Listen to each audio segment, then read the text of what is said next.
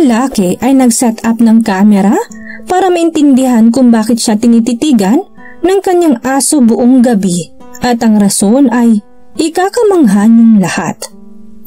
Alam mo ba kung anong iniisip ng alaga mo?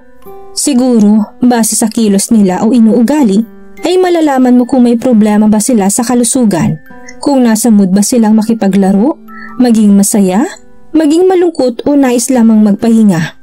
Ang lahat ng yan ay maaari nating maobserbahan kahit papaano sa panlabas. Pero imposible sa atin na matukoy ang kanilang iniisip. Wala din namang hayop na nakakapagsalita kung saan pwede nilang masabi ang kanilang hinaing o pangamba sa buhay. Kung may gusto ba silang makuha o makamit na dapat nating malaman. Talagang sa hula mo na lang ibabase ang lahat dahil hindi talaga natin matitiyak ang ganoong bagay. Siyempre, kung ang aso mga alaga ay naging parte ng pamilya mo sa loob ng maraming taon, ay malamang may kadalian na sayo na mabasa ang iniisip nito kahit napapaano o kung ano man ang kanyang kailangan. Pero iba ito sa sitwasyon ng mga asong naninirahan sa shelter, kung saan sila yung mga aso na nagdaan sa mabibigat na sitwasyon sa kanilang nakaraan, na hindi lamang nila nakayanan kung hindi kanila ring nalampasan. Kaya naman, ang isang tao na nagnanais mag-ampon sa isang shelter ay walang idea sa kung ano man ang magiging ugali ng asong kanyang aampunin, kung paano ba nila ito pakikisamahan o kung ano ba ang kanilang aasahan dito. Ang lahat ng bagay ay walang kasiguraduhan sa una pero kinakailangan nilang subukan. Dahil ang mga aso sa shelter ay mas nangangailangan ng higit na pag-aalaga at atensyon para bumalik sa dati nilang sigla at kasiyahan sa buhay na matagal nang nawala sa kanila, bunga ng ilang kadahilanan. Ang mga aso sa shelter ay madalas nawala ng tiwala sa mga tao, pero kapag nakita na nilang sensibilidad sa iyong puso, ay makikita mo nang mas mapagmahal pala sila at mas tapat kaysa sa iyong inaakala. Sa katunayan, ay mas poprotektahan ka pa nila ng higit kaysa sa ibang aso dahil hindi na nila hayaan pang mawalan ng pamilya sa ikalawang pagkakataon. Kaya naman kung nais mo mag-alaga ng isang aso ay sa shelter ka na lang kumuha dahil baka dito mo makita ang isang asong nababagay sa iyo na nakahandang makasama ka habang buhay. Isang araw ang magpartner na sina Mark at Michelle ay pumunta sa dog shelter para maghanap ng bagong alaga. Doon ay marami silang napagpilian pero iisang aso lamang ang labis na pumukaw sa kanilang atensyon. Kaya naman hindi na sila nagdalawang isip na ampunin ito agad at maiuwi na sa kanilang tahanan. Ang pangalan ng aso ay Jackie, isang masunuring aso at mabuting kaibigan. Mabilis siyang nagkaroon ng kapayapaan sa bago niyang tirahan at pamilya kasamang mga bago niyang tagapag-alaga.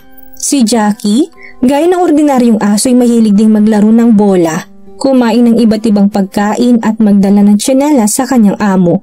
Pero may isang kamalian pa rin kay Jackie na huli nang mapansin ng mag-asawa. Hinayaan nila ito noong una pero habang tumatagal ay labis na nila itong pinapangambahan. Ito ay ang hindi pagtulog ni Jackie sa gabi.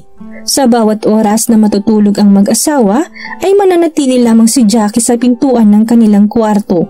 Nakaupo at seryoso silang tinitignan. Sa katunayan, hanggang sa paggising ng dalawa ay nadarama pa rin nila ang matagal na pagkakatitig ni Jackie sa kanila. Masyado nang naguguluhan si Mark kaya't gumawa na ito ng paraan para matukoy kung bakit sila ganun bantayan ng kanilang alaga. Nag-set up si Mark ng hidden camera sa kanilang kwarto na nakatutok partikular sa pwesto kung saan nakapwesto si Jackie gabi-gabi. Hindi inasahan ng mag-asawa na ang mapapanood nila sa nakunan ng camera ay labis nilang ikakamangha. Si Jackie ay nananatili lamang sa kanyang pwesto habang sila ay natutulog. Ang mga mata nito ay walang pikit-pikit na nakatuon lamang sa kanila. Malamang na si Jackie naghihirap sa sakit na insomnia. Kaya naman dinala nila agad si Jackie sa vet clinic para masolusyonan agad ang problema.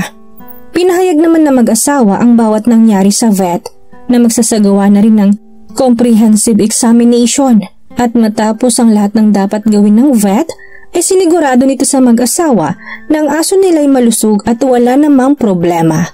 Marahil umano na ang insomniang nararanasan nito ay bunga lamang ng hindi niya magandang nakaraan.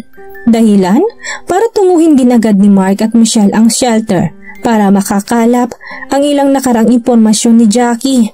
At dito na nga nila nalaman ang isang bagay na hindi nila minsan inakala. Napag-alaman nila na noon ay namuhay si Jackie kasama ng isa ring batang pamilya.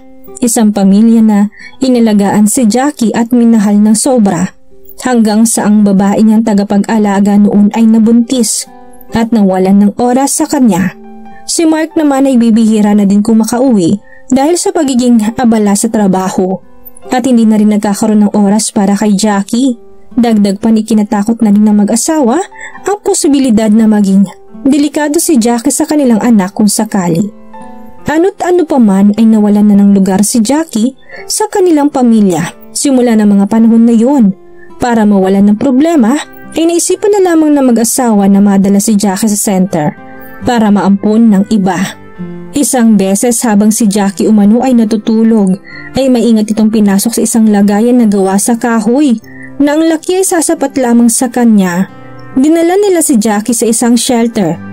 Hindi mawari ni Mark at Michelle kung ano ang nararamdaman nito nang magising siya sa loob ng isang kahoy na kahon.